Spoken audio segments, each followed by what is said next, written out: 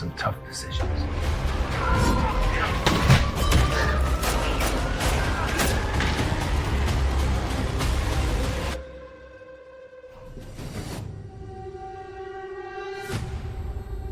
I'm here to see King. King ain't seeing nobody. Tell him it's his son. I ain't seen you in 15 years, man. And you have the nerve to come into my place.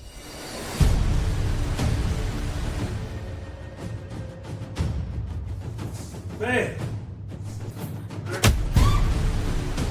Somebody took Lisa.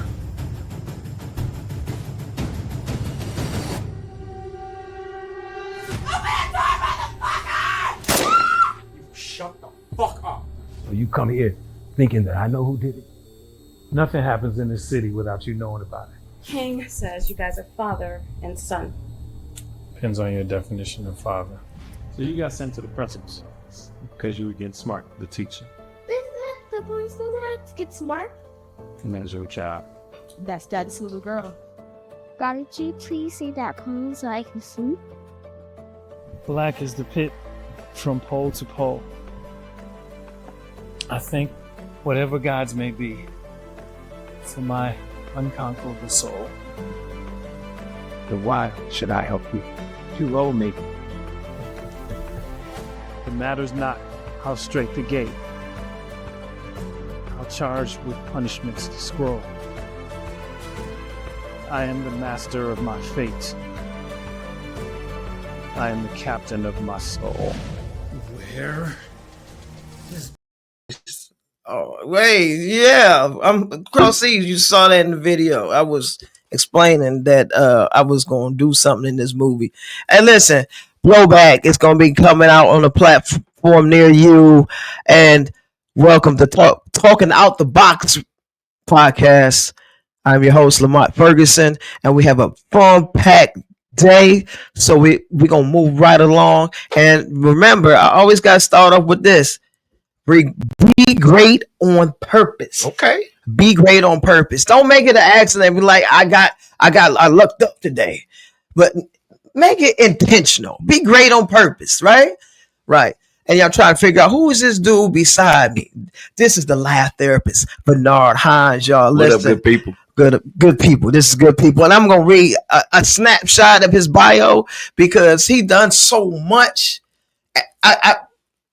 I don't have enough time to read all of it. You know what I'm saying? So I want y'all to come in and listen to this. Listen closely. That's for the people that's on the radio. Bernard Hines, the laugh therapist, has dedicated his life to uplifting and inspiring people through the power of laughter. As a military veteran himself, he understands the challenges faced by service members, veterans, and everyday individuals navigating life's ups and downs. His energetic, thought-provoking, excuse me. Provocative. Provocative. That's no ditty there. Thought-provoking, clean comedy. That's a tongue twister. Thought-provoking. And people don't think clean comedy can be thought-provoking. They just think it just got to be. We gonna get into that. Come on now. And motivational speaking, he have touched lives across veteran organizations, comedy clubs, military bases, and religious organizations. Now listen, you understand this, religious organizations. It don't say just church, all right? This dude, listen. Let's get on into this thing. Let's jump on in. Hey, let's jump on in. Me first. All right, jump on in. So no Diddy, we don't jump in this thing together. All right, but I've known Vernard for quite some time. Upstanding guy, just like this. His bio says, no Appreciate lies, it, no fluff there. Can you tell people who I know who you are? Can you tell the people who you are? Well, thank you for having me. First of all, man, great to be here. I'm a husband. I'm a father. Right. Okay. I'm a G-pop. G-pop. Yeah, okay. I'm a G-pop. Right. I'm a dog daddy. Okay. Dog daddy. I'm a dog daddy. I'm a dog daddy. Comedian, veteran, right? Motivational speaker, But all in all, I'm just Vernard Tyrone Hines. Look at that. That's it. I'm just a person who just love making folks laugh, who understands that laughter is a healthy dose of therapy. Being a military veteran, doing 20 years, 7 months, and 4 days. 20 years, 7 months, and 4 days. And if you pay the lottery 2074, we got to play that pick phone number today. 2074. straight and crooked, straight and box and all that other good stuff. So right. Laughter has just been a part of my life, man. That I love it. It was what I needed when I couldn't laugh. I couldn't laugh, but needed laughter. Wow. So that's powerful stuff. Yeah. Now, before we get into the meaty part of this, August 13th, you can pop that up. August 13th, we're gonna be doing the midweek comedy relief show out Virginia Beach. The beach. On a Wednesday, that's why it's called midweek comedy relief. Just so people say, I thought, because we've been doing comedy a long time. People say, I thought it was on a Saturday.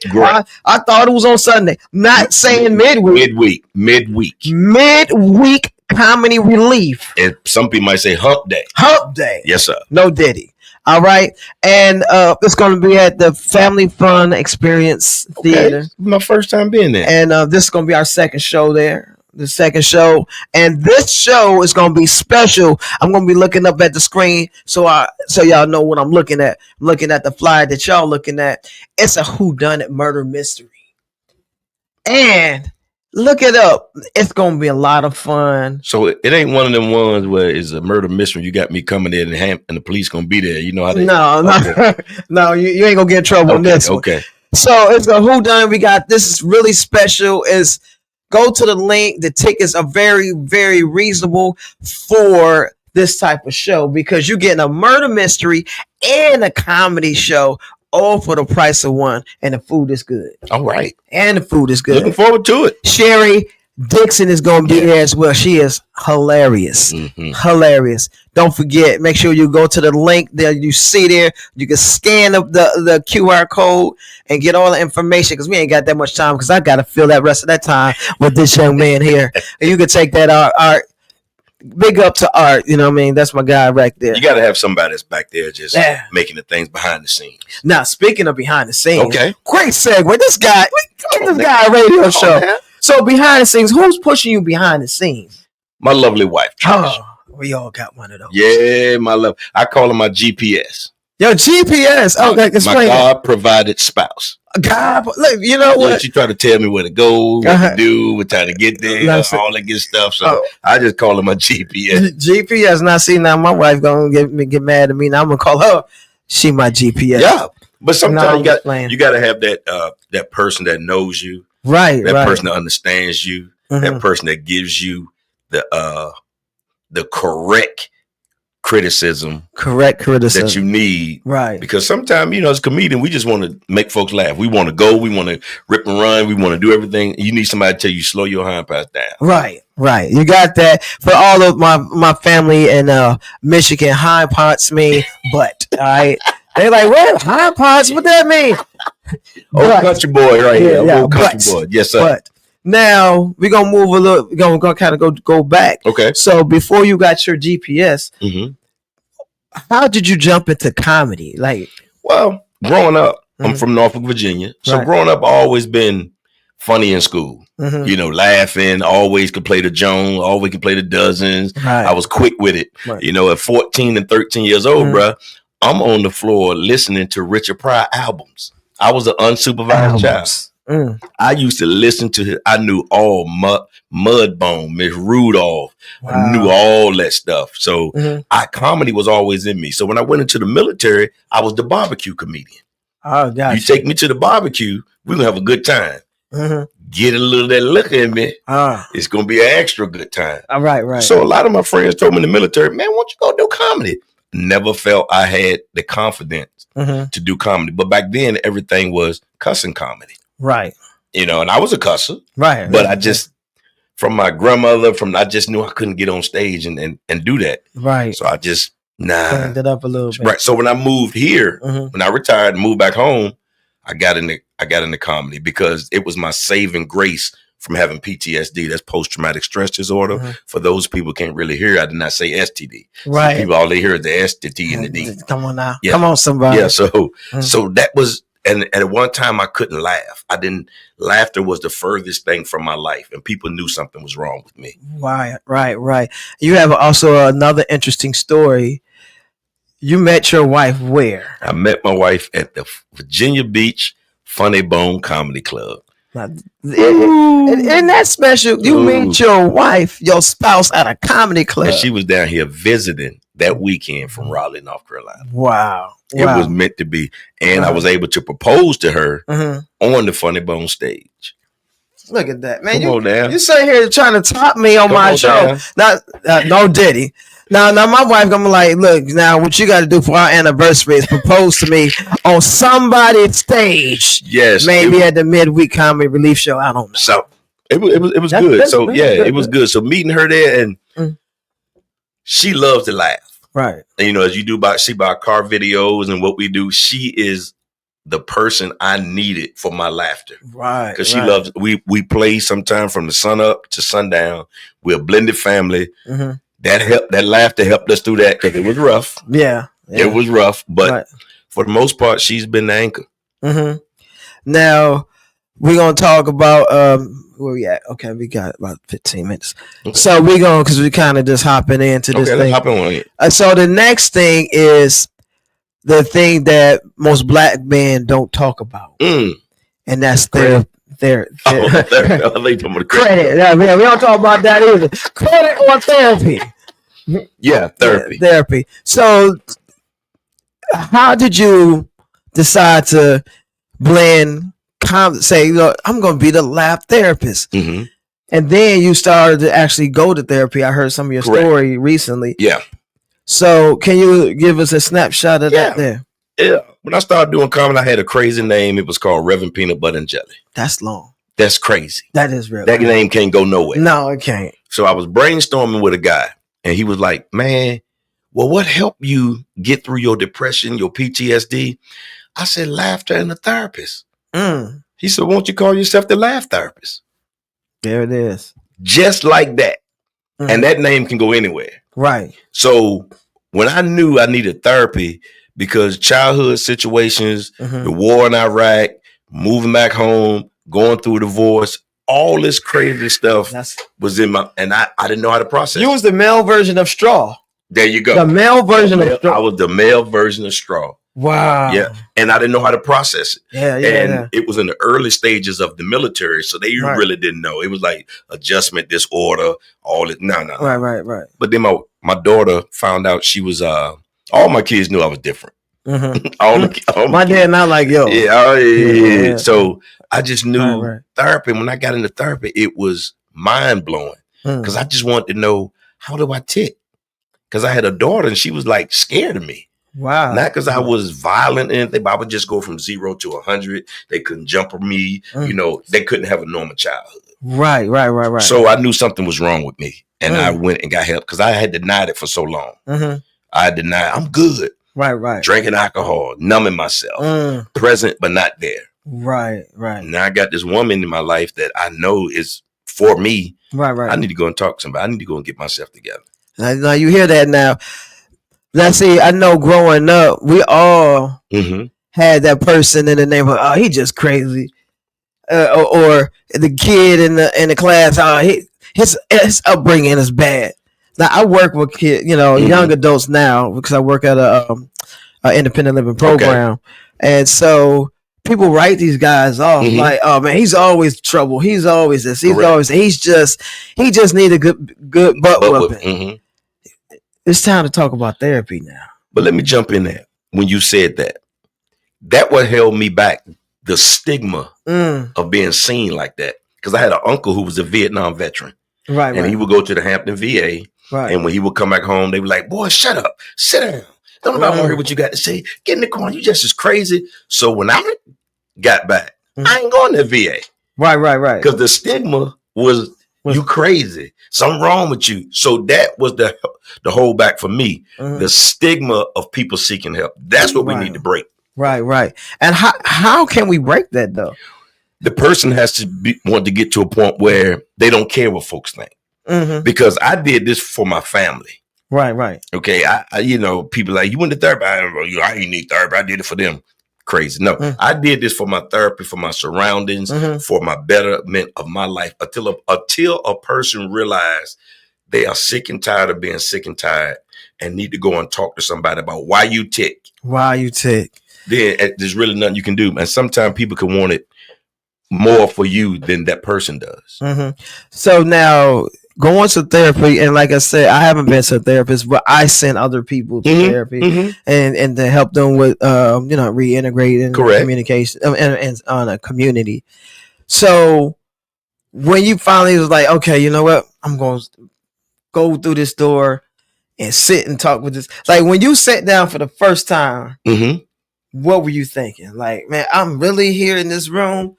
And what? Or I was thinking, if I don't get some help, I'm gonna lose everything. Now that's deep. So I'm thinking this was, as you said, the movie. This was my last straw. I'm about to lose everything. I mean, I was at that point, and it does matter what therapist you have. People say, you have to. I had one of the best therapists in the world. I had her for almost 12 years. Wow. And people said, why you need therapy that long?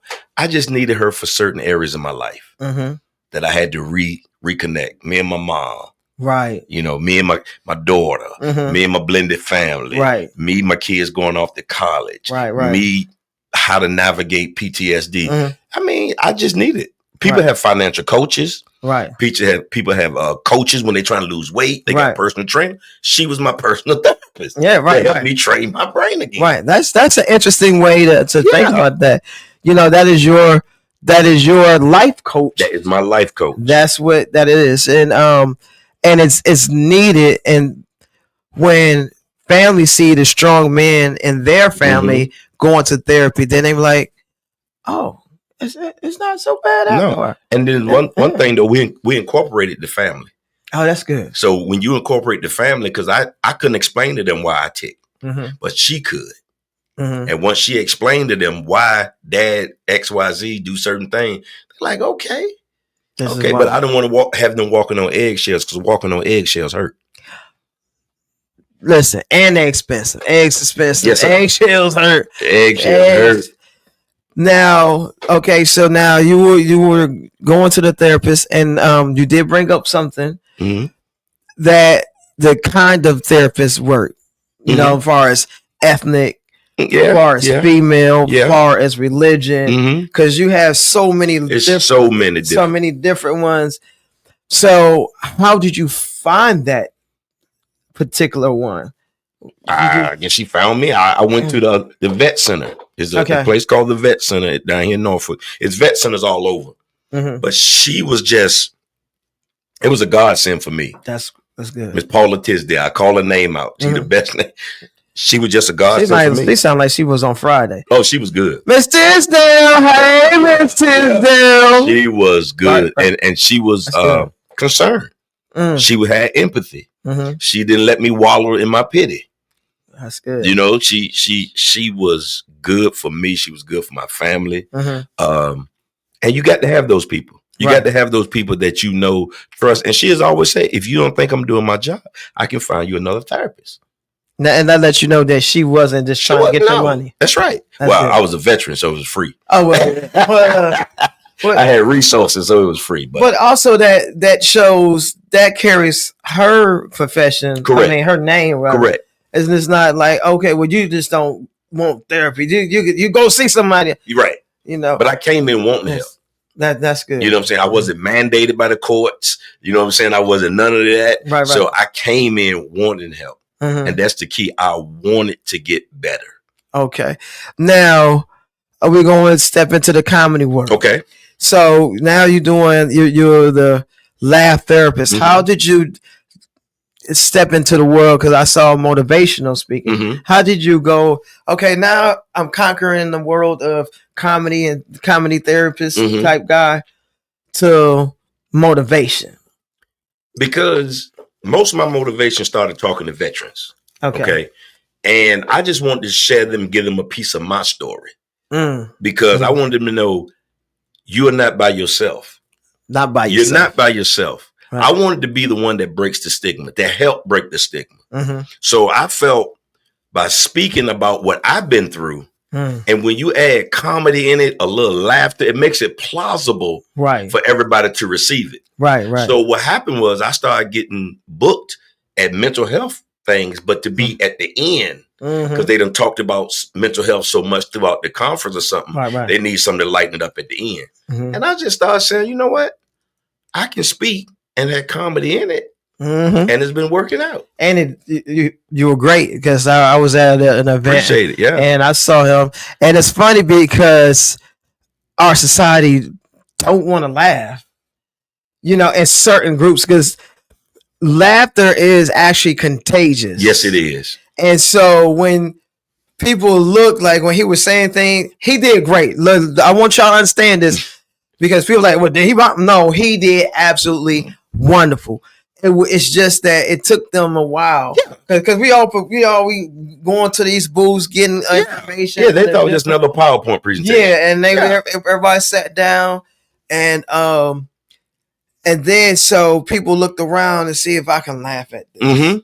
And then after that, once people figured it was just I mean they let go. People have to feel it.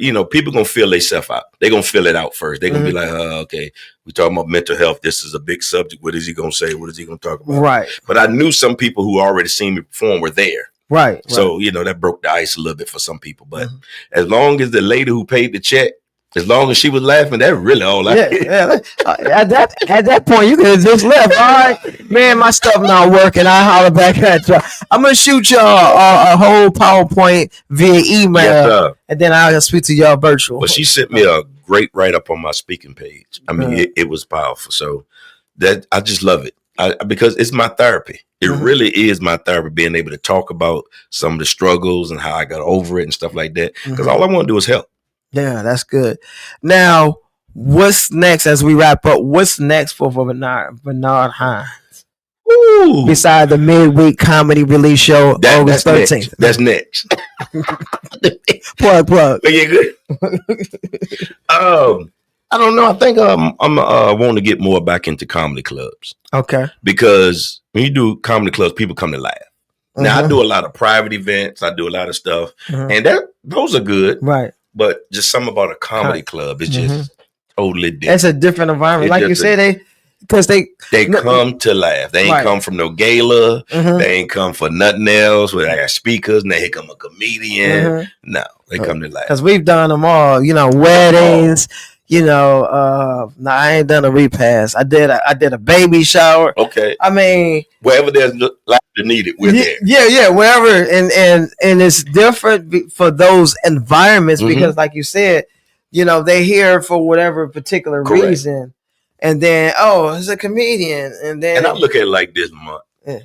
I do 3 categories. Some people ain't gonna laugh. Some people gonna laugh underneath their breath and see if anybody, and some people gonna laugh and start slapping people and stuff like that. Right. So it I have learned I'm not funny to everybody, but I'm funny to somebody because I'm still getting booked. And there it is. There it is. So you got the midweek comedy relief on August 13th. Yeah, we got the midweek comedy relief on August 13th. And then what's after that? What do you have? After that, I'll be in before that. Before that. Don't get me. I have a family reunion. Okay. In July, I have going to Salisbury, Maryland. Okay. In July, I got a religious event, a gala in July, and I'm going to Massanutten. Okay. I think that's the name in July. Yeah, that's a fun room. Yeah, and August the 3rd, I'll be in Columbia, South Carolina. So, God is blessing, man. I'm just trying to spread joy in the way I can. That's good. Now, how can people find you? You can find me on all social media how can you find me? What is it? No. How can you find me? Vernard Hines on Facebook and at The Laugh Therapist on Instagram, or just go to my website, www.thelaughtherapist.com. Hey, listen, it's been a great time, man. Thank Appreciate you coming out. Yes, sir. I want y'all but make sure y'all look this gentleman up and book him because he what they say, booked and busy. Booked and busy. Booked and busy. You know what I'm saying? Like the big beautiful bill. We don't talk about that. We'll talk about that stuff later. But yeah, we appreciate you coming out, man, and make sure y'all come out to the midweek comedy relief. Also, those other events. Gotta step off 1 second. But before that,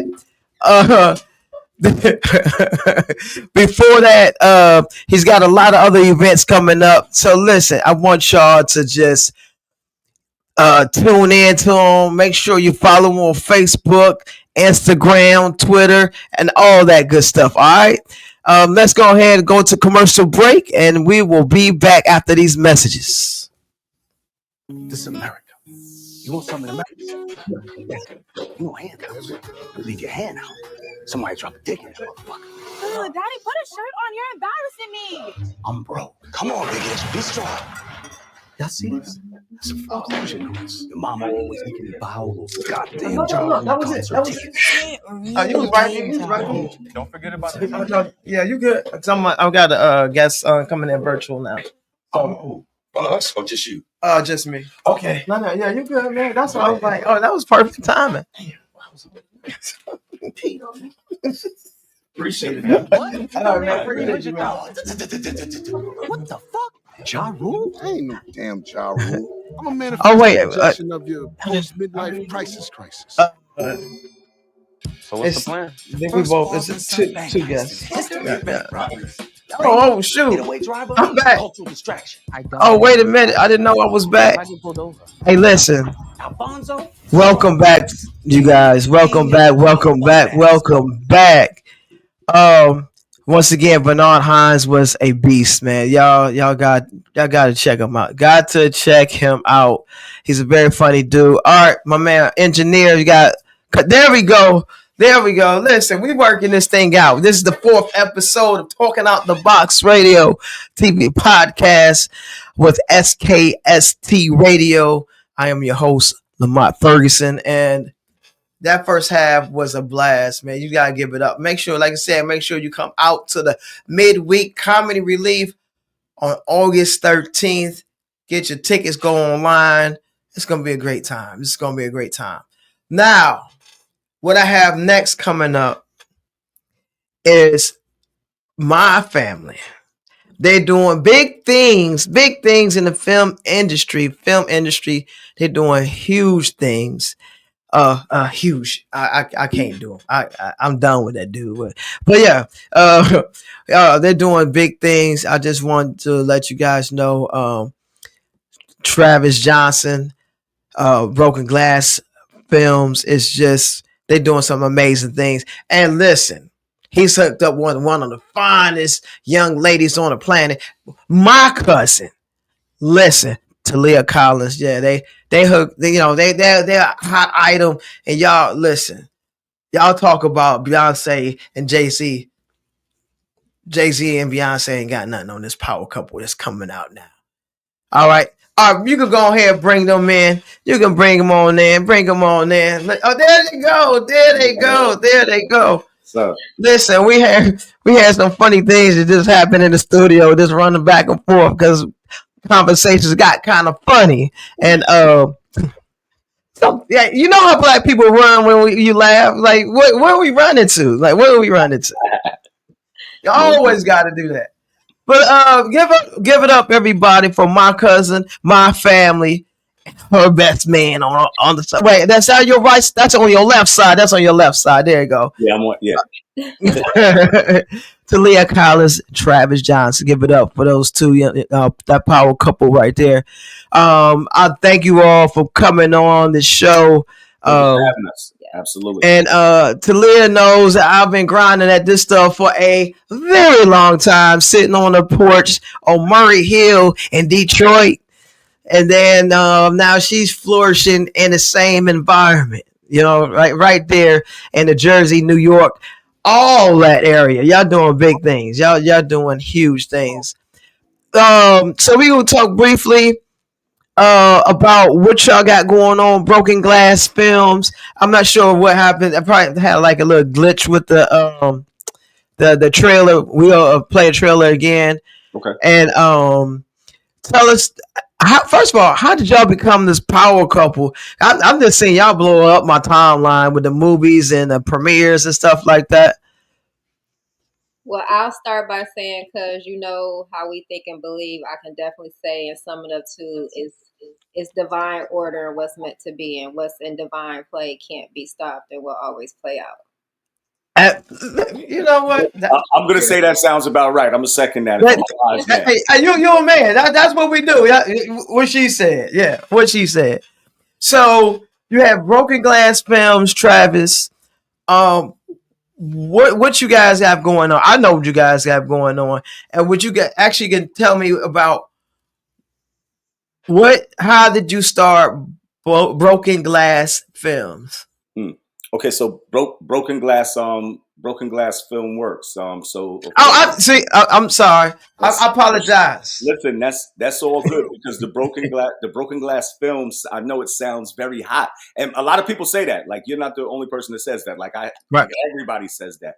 But the Film Works part is important to me because I actually threw the works part on there as a tribute to Spike Lee, because as you know, Spike Lee is 40 Acres and a Mule Film Works, not film, right? So I just, that was something that personally, being a native New Yorker, that I always wanted to do. So we started out as a production company. So I started out, I'll take it back a little further. So I originally started out writing. I wrote for a feature. So a friend of mine had me do some rewrites on a feature, and that was sort of like my entry to the film world. And I won't slow down. I'll make a long story very short.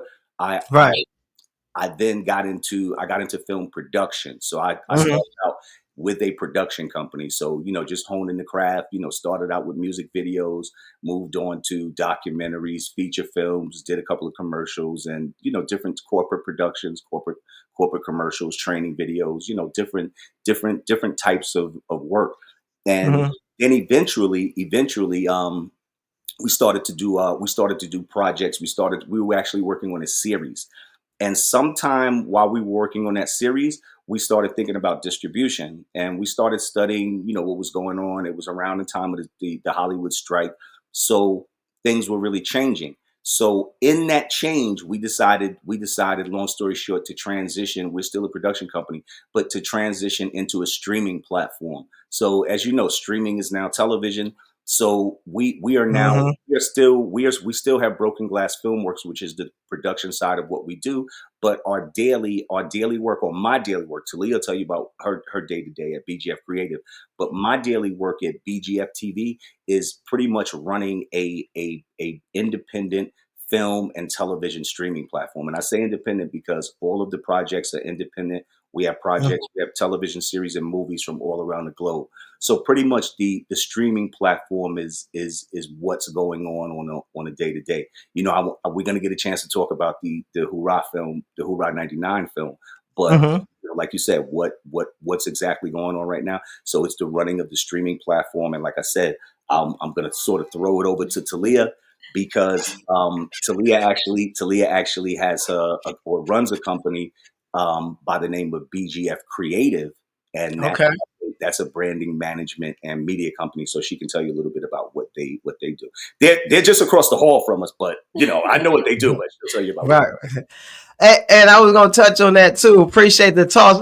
Listen, you're a perfect co-host. You tossing segues, man. That's some good stuff. I see you doing your thing. I've been doing my research, so I see you doing your thing. So I'm trying to hone my skills too. Yeah, I appreciate it.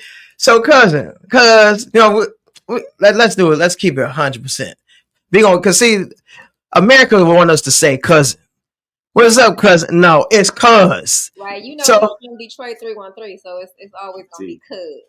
Yeah, cuz. So BGF Creatives. Tell the world about BGF Creative.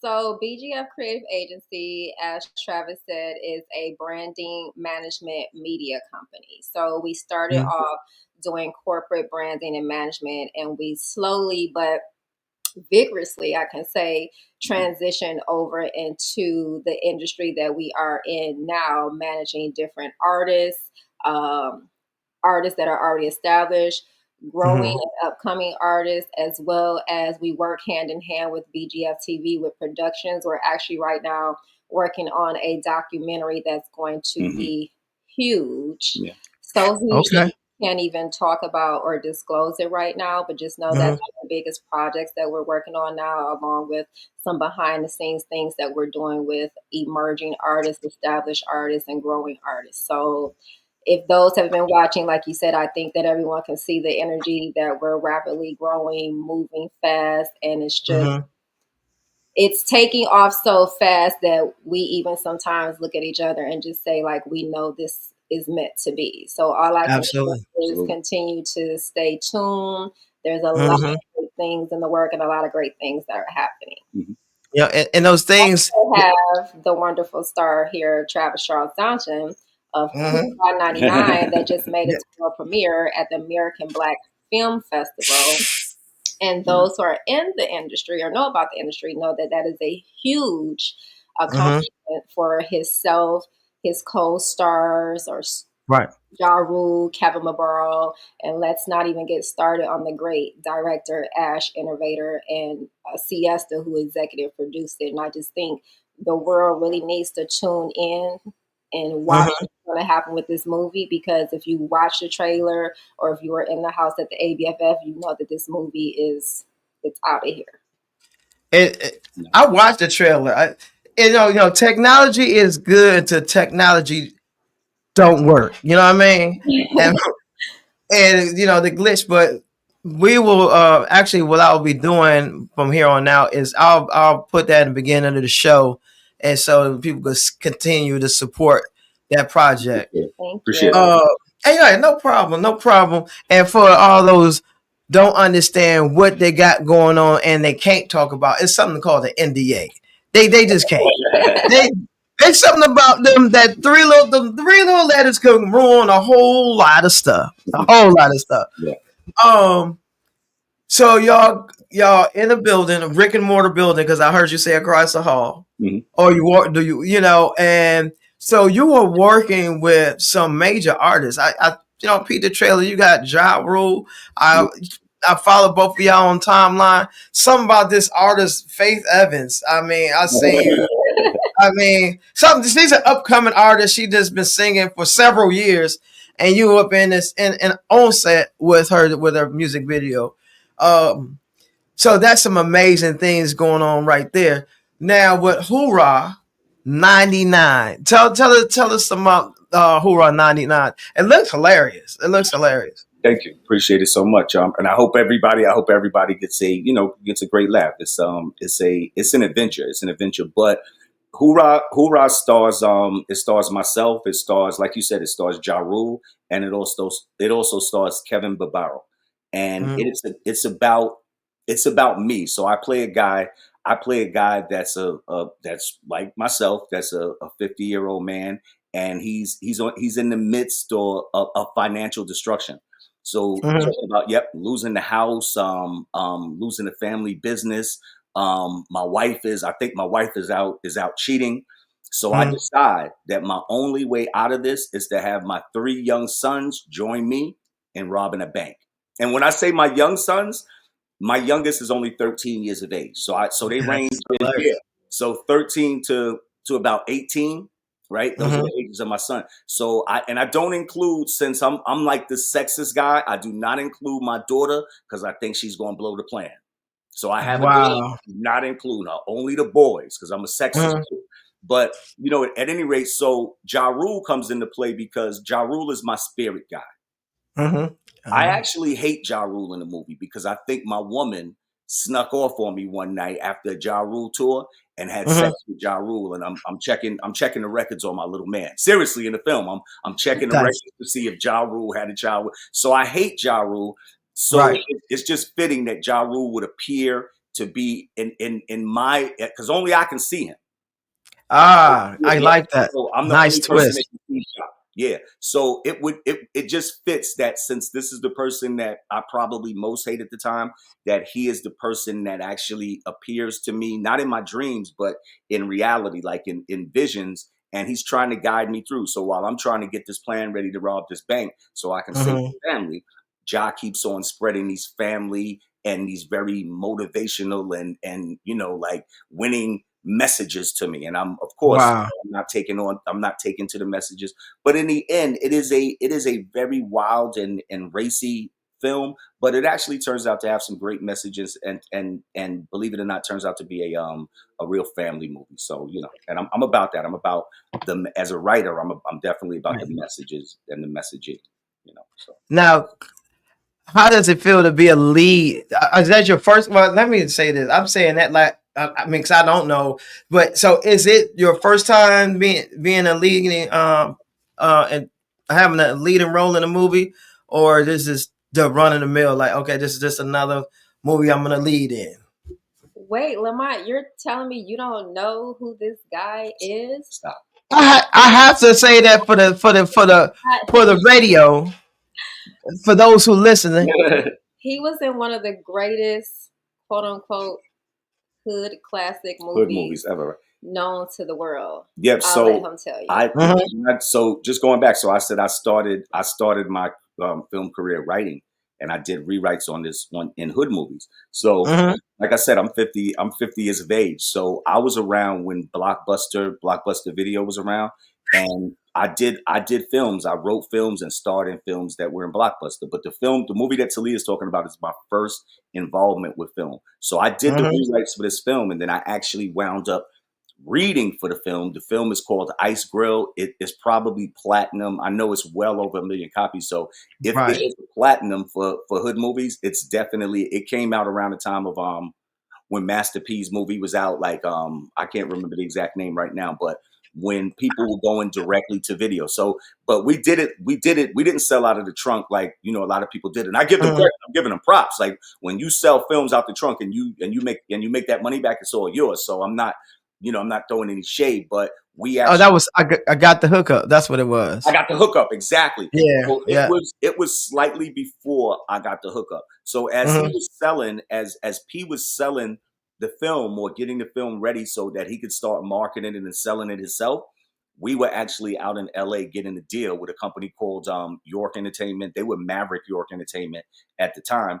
And we were out there and we struck a deal on the, we didn't even really know what we were doing, but we struck a deal with the film, and then, we kept on going, and that's what actually got me wanting to get into production. So to answer the question, I'm a long-winded guy, but to answer the question. Oh yeah, it's all good. Yeah. To answer the question, no. So I definitely have been in a couple of hood films, not 1 million. I did also have a cameo in a movie that's on Tubi right now, produced by Luke Steffen, director Luke Steffen, who's out there. He's got a lot of joints on Tubi right now. Shout out to Luke. He's got, as a matter of fact, Luke will be debuting his new joint, his highly anticipated joint called Sin down in Atlanta in about 2 weeks. About 2 weeks, he's going to be debuting that. So shout out to Luke. We'll see you down in Atlanta. But hold on, fam. You froze up on me. All right, where did you okay, there you go. You got me? For some reason, your connection is okay. There you go. So you were you were at the point where you were talking about the other young man that got a new movie coming out. Yeah, Luke Steffen. Yeah. Watch out for the film, because the film is either on Tubi right now or it's about to be on Tubi immediately after the release, and it's called Sin. S-I-N. Okay. Sin. So I'm on Tubi in another Luke Steffen film by the name of Cream, which did very well over on Tubi. So if you haven't seen Cream, go check Cream out. You definitely have to see me, because it's a quick cameo, but I am the very first person. I flew in to do 1 minute on screen, but I'm the very first person. So I open it up so you can't miss me. Yeah, that's the one thing about film. Cause I mean, you'll do a whole lot and only be in it for like 2 minutes. Mm-hmm. You would be there 12 hour day. You like, what? That's it. But people, in this case, and that's true. Mm-hmm. In this case, I got to shout Luke out though, because I had a conversation when I first met Luke, and I knew that he had quite a few films on Tubi already. Mm-hmm. at that point, I wasn't in any films on Tubi, so everybody was running over to Tubi. So I wanted to be a part of the the rush as well. So in sitting down with Luke, I let him know. I knew he was doing something at the moment, so I was like, if you have anything, I'll cameo in it real quick. I don't care how long it is. So he was like, okay, let me find something for you. So the next thing I knew, he sent me a plane ticket and was like, come down. You're going to be in the first minute of the movie. It's going to be quick. So I went in knowing, like, guess what? Your shot is going to be the opening scene. It's going to be about a minute long. So, but salute to him because based on me telling him I need some screen time over at Tubi, he made that happen like very quickly for me. Yeah. And that's important, especially as independent artists, to value people's work ethic and actually value their time and what they're trying to do, because it's easy to what I'm trying to say, to be a gatekeeper. You know what I'm saying? People, oh, you know what? I'm doing this now, and then you try to get, man, like, they ain't got time for you. But it's very important, unless I noticed going down this road that more and more people are united as far as independent filmmakers, because it's way easier to get that bag as far as film. Because when I was coming up, Taleia will tell you this. She'll be like, you have an audition. I'm like, I don't know nobody. I'm trying to reach out to other people. You get what I'm saying? But especially now you have social media makes things, streamlined. The connections is super fast. Yeah. And the equipment now, you don't need a whole lot of equipment. Before you had to get a big studio and hopefully they'll listen to your work. I mean, read your transcript or whatever, read your book or read this, read that, read the script. Now you be like, look, I'm going to go ahead and film this, and then I'm going to shop the whole movie. Yeah. And then with that, you're doing film festivals and stuff like that, and that get the word out faster than the big, the big movie companies. It still be good to be a part of because you could get a bigger bag, of course. Right. But now you can build up your reel with a lot of the quality work, and so people can see your work. Whether you just want to be a writer and like, yeah, that movie, I wrote that movie, I directed that piece, So now let's get into the meat and potatoes of everything. So now we got BGF-TV, we got FilmWorks, we got the creatives. So what's the ultimate goal for BGF? You two, the power couple. I'm telling y'all, Jay-Z and Beyonce, only thing they got on y'all is the money. That's just it. That's what they got. You know what I mean? I'm with you on that, and those are. I'm trying to get to that status too. I want that status too.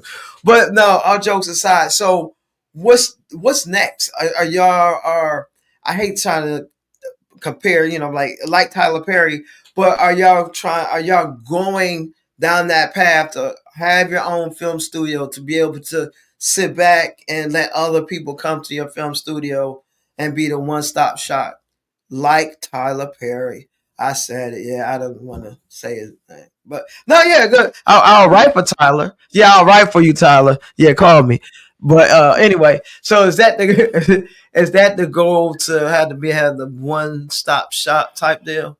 Yeah, absolutely, and I think that it's strangely enough, you brought up Tyler Perry just now, and it would seem, but you also said something about one-stop shop. So watch this. I'm going to connect the two. So a lot of times, like, somebody may look at me, for example, and they may say, "Oh, wow, like you know, like, props to you. I see you doing some things or whatever." Like, and they might say, "Guess what? He's on a Tyler Perry track." Right. But hold that for a second and then go back to the one-stop shop thing, because the master of the one-stop shop is Jeff Bezos, right? So that's probably, so if somebody knows me and if they're speaking to me, they know I'm no shade to Tyler Perry. Tyler Perry is the man.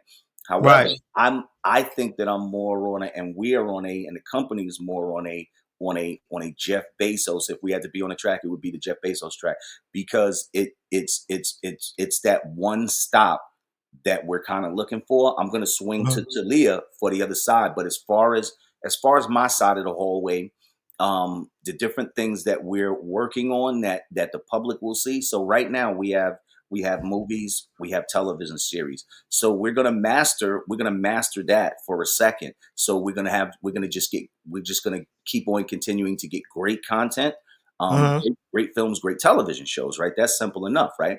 However, we got some different things coming along. So we're gonna get into live. So when I say live events, so we're speaking live sports for all of those. Yep, for all of those sports fans, and live concerts, different types of live events. But probably the first two things that'll come would be the live sports and the live concerts, and a little comedy in between. So a lot of comedians get at us, because I know that you guys all want a Netflix special, but I can't get you a Netflix special right now, but I can damn sure get you the BGF-TV special right now. I promise you. I just have to walk down the hall and talk to some people. I promise you, I can make that happen. Video, I'm not going to talk too much about it, but gaming. So for any gamers that are listening, like, we have not forgotten about you. We are vigorously working on inbox games. So inbox games will be the division that handles the games. So those are some of the things that are in the works for us. I'm gonna swing to Taleia, and she'll let you know what's happening over at BGF Creative. Well, to answer your question, Lamont, and to add to the answer that Travis gave, we're a combination of all things. We're a combination of those that have come before us that we honestly do look to respect, love, and admire, and thank them for showing us the way to things, as well as we're a combination of something that you never seen coming, and that is different, stands out, and that the world is and will love. So I think the merger of BGF-TV and BGF Creative Agency says that in itself. It's a merger of great things between those worlds, the movie world. I think management. I want to jump in for a second, because I think Taleia is being I think she's being modest, though. Let me tell you why. She's always been that way. Because let me break it down, because let me tell you what the company. So like my day-to-day is maintaining and overseeing. There's obviously a great team of people that are helping me, but I'm overseeing the content and the direction of the streaming platform. Taleia is overseeing. Here's what she's not telling you. What Taleia is overseeing: the branding and management of companies and people's careers. That's huge right there. Why is that of ultra importance, even to me across the hall as Travis Johnson, like this film guy? Why is that important to me? Because if you pay attention to what's going on in the media right now, just in the world right now, and especially the world of sports and entertainment, as far as people, quote unquote, getting in trouble, quote unquote, people are getting in trouble based on what they're saying. They're not getting in trouble for the way that they play their sport, or the way that they perform on stage, or the way that they act when the camera comes on. They're getting in trouble for the off-court and the off-screen words and activity. So that's what they do across the hall. So for all artists, that's what's happening across the hall. How do you keep yourself on a great track, create a great reputation without getting in trouble? If you do say something wrong, or you are caught doing something wrong, how do you strategically and positively escape that situation? That's what's good. That's why I say she's being modest, because that's her day to day, making sure that's what's happening with the companies and the artists that are under her control, right? Man, but I'm gonna have to have y'all come back. 30 minutes is not enough. It's just not enough. I mean, because you guys have so much to offer. It's not just, like you said, it's not just film. It's live TV. It's the streaming. It's the gaming. Like, y'all have. Sorry, TP, but the Jeff Bezos, like you said, one-stop shop. It's amazing. We definitely gonna have y'all come back. I gotta actually wrap up. definitely gonna have to wrap up. So, fam, tell us where they can find y'all on what platform and all that good stuff. Okay, so you can subscribe to BGF-TV. You can go to BGF-TV.com. We're also available on Roku, Amazon Fire TV. You can find us on Instagram at BGF New York and BGF Creative. Those two things is very simple. We're on we as a matter of fact, we need to increase our subscribers on YouTube, but we're on YouTube as well at BGF TV. And Google Play. Google Play. See, y'all everywhere. Like we have to just do one show dedicated to the BGF family. Oh, we would love that. We would love that. That's definitely got. I mean, you guys have a lot going on. Love you, cuz. Love what you're doing. You my fam. You my fam too. You in there. You in there. I met this guy very, very humble. Here, people in the South say humble. Like, what, is it humble? Is it humble or humble? Like, I can't imagine Kendrick saying, "Be humble." Like, it don't sound right, y'all. It's real quick, cuz we thank you. Absolutely. We thank you so much for the great and phenomenal introduction, but we, and especially I myself, knowing you longer than Travis have, I really want to big you up and put you in a light because you really have been grinding for years in what you do, acting, comedian. I mean, even to being our comedian at the family reunions and birthday parties, and to see you flourishing, like we see you at your film festivals, we see you doing your film. Salute. Kudos to you too for what you're doing, how hard you're grinding, and what's happening for you as well. Appreciate that, fam. Love you for that. Love you. And this I want y'all to know, we working on a project that I just sent them a script, and it's a monster of a script. I'm telling y'all. I'm not saying it because I wrote it. Yes, I did, but I did get I entered into a LA film script competition. I did get an award for it. So it's been my baby. I've been sitting on it for a while, and y'all gonna see it. Y'all gonna hear about it. The trailer's gonna be coming. All the info gonna be dropping. Y'all have to stay tuned. But y'all, like I said, fam, I love y'all. I gotta wrap this thing up. We'll be talking some more. I'm definitely gonna have y'all back and elaborate and go into detail about the Jeff Bezos path that you all are taking. Let's talk about it. Yeah. You know what I'm saying? Thank you. Appreciate y'all. And I'll give y'all a call a little bit later. All right. Love you, cuz. All right. Appreciate you. Keep up the great work. Yes. All right. Thank you. Appreciate you. All right. All right. All right. All right. Thank you. Oh man, what an amazing show. I mean, from Vernard, Hines to my fam, Taleia Collins doing her thing, and her better half doing Travis Johnson, he doing his thing. Hurrah 99. Listen, we about to work on a film. It's about to turn y'all upside down. More than P. Diddy did. Wait. No Diddy. I can't say that. Leave the guy alone. But anyway, yeah, they're absolutely doing some wonderful things. Both guests, they're all doing wonderful things. And before I go, y'all know I gotta tell y'all, be great on purpose. Whatever you do, be great on purpose. Do it with intent. Stay connected, you know what I'm saying, to who's important to you, because there's a lot of snakes out there. So just be great on purpose. And one more thing I want to add. I got like 2 minutes. One more thing I got to add.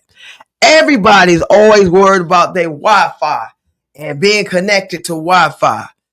What y'all need to be connected to God. Understand that? Because God's connection never fails. It's never shaky. Your Wi-Fi, it gets cut off. It gets shaky. It gets choppy. But God's connection never gets choppy. Y'all be great on purpose. I'm your host, Lamont Ferguson. And thank you for tuning in to Talking Out the Box podcast with your host, it's me, Lamont Ferguson. We got a great show next week. Just stay tuned in. Y'all be blessed.